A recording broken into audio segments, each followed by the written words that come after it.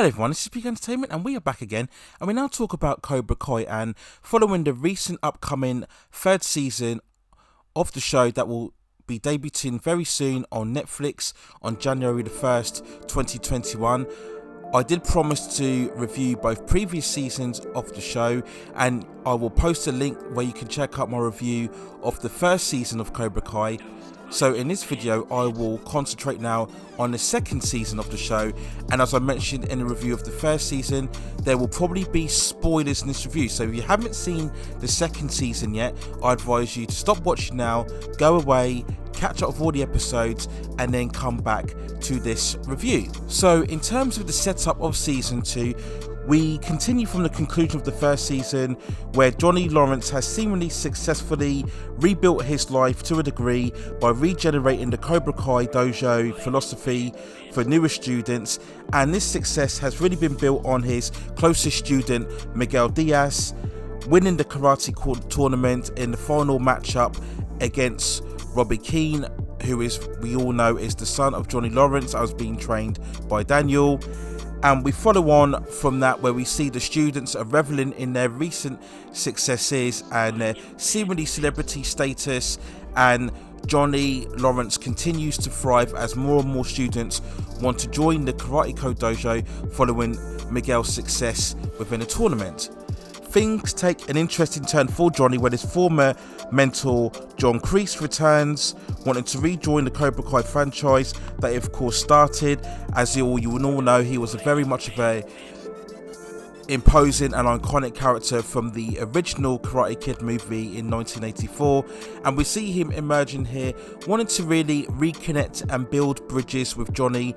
And over the course of this season, we get to learn more about his backstory and his own motivations, and we see him as well trying to rebuild his own status in the same way that Johnny was in the beginning of season 1. We also catch up with Daniel, who this time has been more encouraged and more endeared to go back to his teachings and his ways as a karate student. And over the course of the story, we see Daniel now wanting to begin his own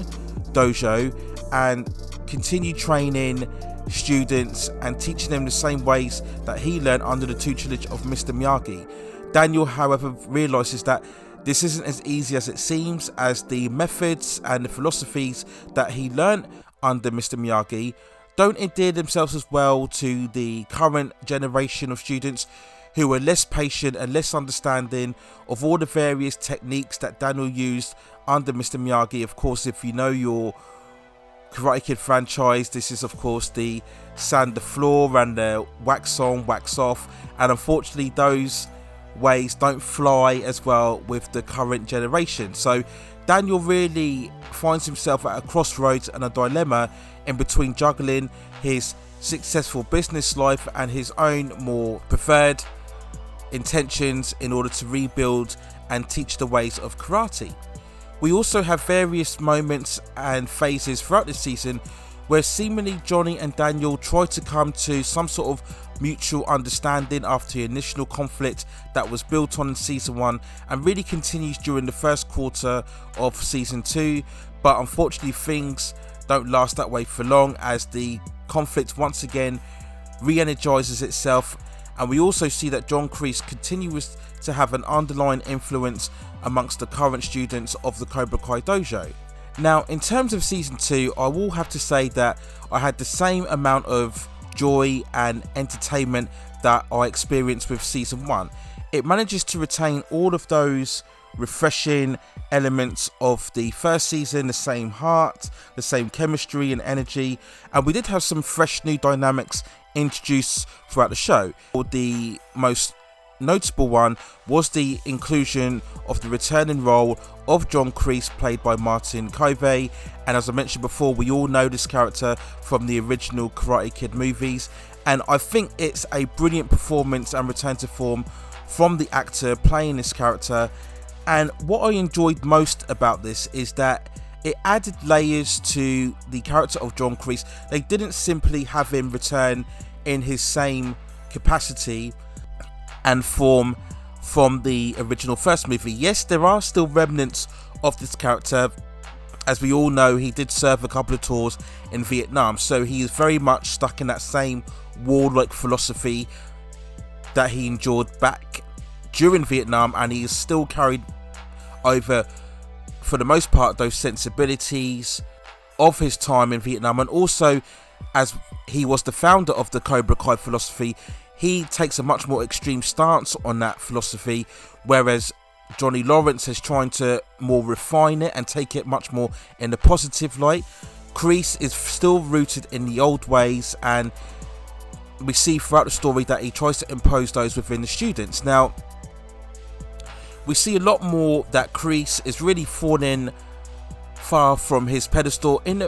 very much in the same way that Johnny Lawrence does, and we do get some very, I think, affecting and touching moments as Johnny discovers where Kreese has come from, and the two share a common bond after the initial antagonism delivered in the first episode of season 2, and Johnny feels initially that Kreese deserves a second chance, much like he has managed to, and rebuild himself in the future. And that connection completely works, and I love the back and forth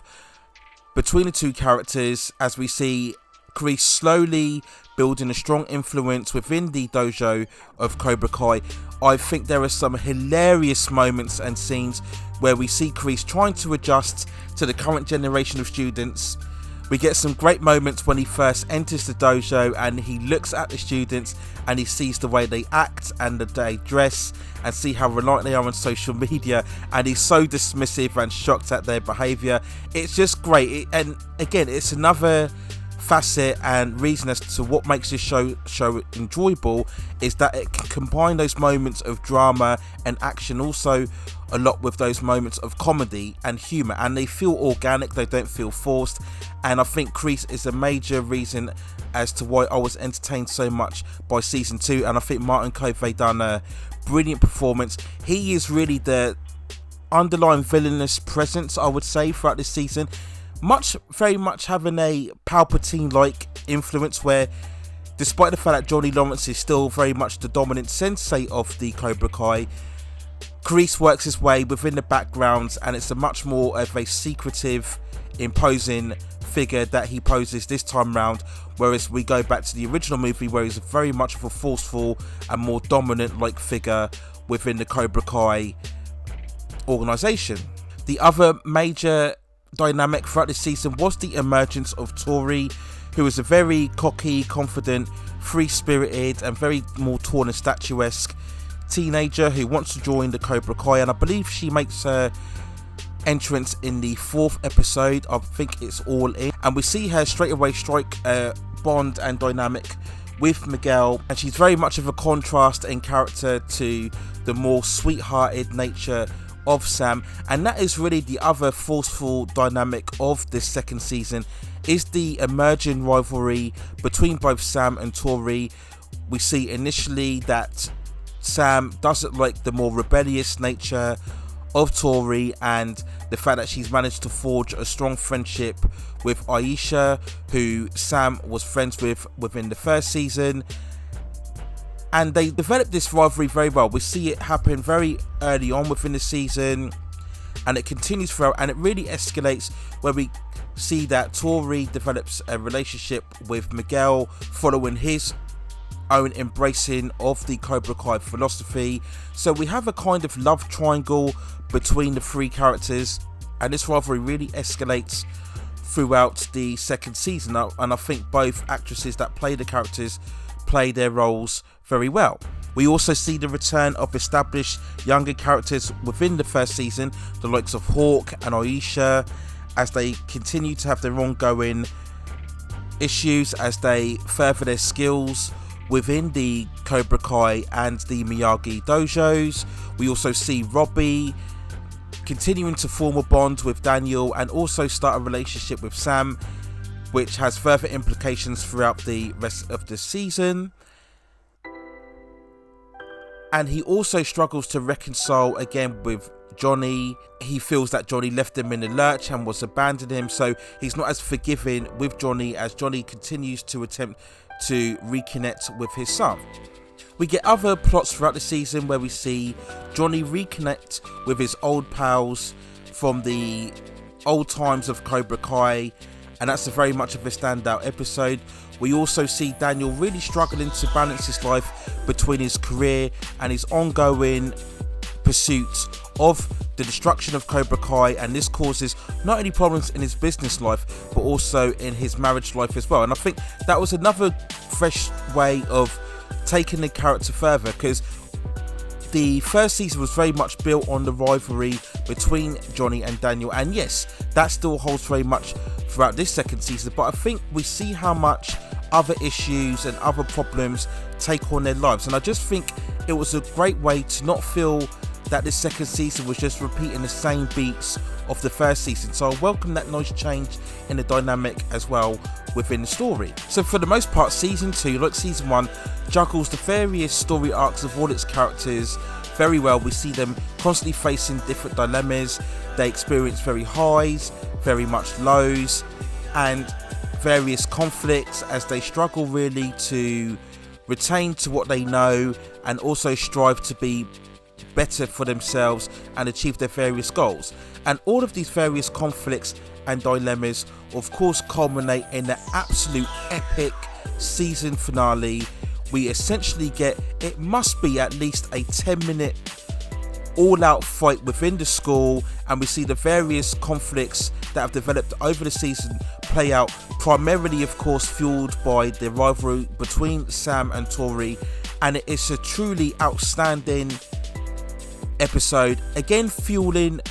and reintroducing those same elements that I mentioned of the first season, where we get that more outlandish escapism and joy and almost, I would say, comic strip violence to a degree,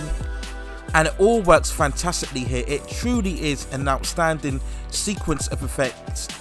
seemingly in all one continuous take, as we see various of the combatants taking place. And I also like the fact that they did this, because it would have been very easy to just have another tournament where we see perhaps Sam and Tori fight their way towards the final and have them battle it out in the tournament as well. But I like the fact that they took it on in a much different setting. Again, you can go back to the same criticisms that I highlighted in the first season, where maybe the naivety of the 80s outset, where you can have all of these fights and conflicts break out in certain buildings and there not be really much repercussions. So what I mean by that is that within the second season finale, there is this all-out epic battles all over the place of all school corridors, and yet there's no policemen, there's no teachers, there's no really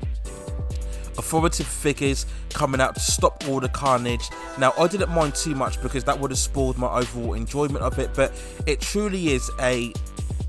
spectacular and action-packed finale, and we see at the end it has some truly dramatic implications as we get a confrontation between Miguel and Robbie. Robbie uses the kind of underhandedness that Miguel used in the end of the first season to win the tournament, and this results in Miguel falling off the staircase and having a hard fall, breaking his back and ending up in the coma. And we get huge ramifications as we see the fallout, where we see Miguel's mother Carmen end her relationship that was building up very nicely with Johnny. Johnny goes back on the booze following what has happened to Miguel, and again this has a very heartbreaking effect because we developed through the first season the major bond and connection between both Johnny and Miguel, which is really one of the fabrics of this entire series. It once again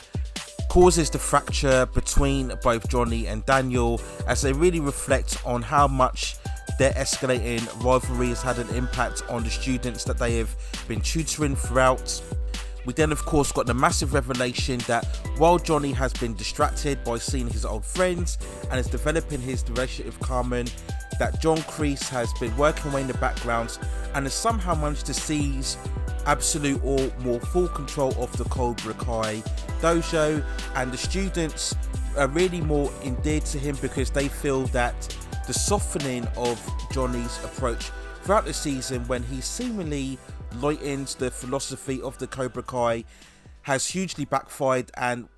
they felt that was the cause of Miguel's horrific injury, because he was more merciful, he didn't strike first, he didn't strike hard, and they feel that was the reason why Miguel has ended up in a coma. So now this is why they have sided more with Kreese, and it's a brilliant development, and again it makes total and perfect sense. And what I like about it the most is because it puts Kreese full front and center as the villain going ahead for season 3, and it introduces a potentially great dynamic, because now, for the past 2 seasons, for the most part, both Daniel and Johnny have been at odds with each other, but now they have to come together, seemingly working together to take down Kreese. And that's always been a very great storytelling dynamic, very familiar, where you have 2 common enemies team up together to find a common foe. You know, the enemy of the enemy is my friend. Classic storytelling trait, and I think it works so well within this season, particularly because we've had the established characters of both Johnny and Daniel, again brilliantly played both by William Zabka and Ralph Macchio. And again, you have a great villainous performance by Martin Cove as John Kreese. We will of course see the further developments of Sam and Tori and their ongoing rivalry, and I'll be very interested to see the direction that season 3 will take. Now I probably will stop elaborating there, because you can catch my ongoing thoughts of season 3 and what I think in my trailer review for the 3rd season, which debuted a couple of weeks ago. So you can find a link to that channel, go on the trailer playlist, and you will see my further thoughts on that. But just in regarding to season 2, again, I thoroughly enjoyed it, very much in the same fashion of the 1st season, carrying over the same energy and same fun and humour and comedy and emotional moments of the 1st season, even taking it to a slightly higher level because of that epic all-out finale, which was very much superb. And as I've always said, the finale of any season should be the most outstanding one, providing you with much more of a summarization of what has gone out throughout the season, and at the same time giving you hints and getting you further excited for the upcoming next season. And Cobra Kai season 2 definitely did that. It consolidated Cobra Kai as the must-see shows within our current generation of television, and I very much look forward to season 3. So if I had to give a score for Cobra Kai season 2, I would give it a slightly mark up from the 1st season, so I would give this an 8.8 out of 10. Very satisfying, and continuing the good work developed from the 1st season and culminating in a fantastic all-out epic finale and getting us very excited for season 3. So let me know what you think in the comments below about Cobra Kai season 2. Did you think it was an improvement over season 1, or did you think it was maybe a slight step down and maybe a bit of a disappointment for season 1? Are you very much looking forward to season 3? Where do you think this series will head in the direction? It has been renewed for a season 4 as well, which I'm sure you're all very happy and excited about as well. So do you feel Cobra Kai can sustain itself throughout on their Netflix, its new home of broadcasting? And maybe can we see a season 5 where we can see more classic characters from the film franchise also make a return? So those are my thoughts on season 2 of Cobra Kai. Let me know what you think in the comments below. Please hit those like and subscribe buttons and help me grow this channel in the long run and provide you with more reviews and high quality content in the long run. But that's it for now. Take care of yourselves, stay at safe distances, and I will see you very, very soon.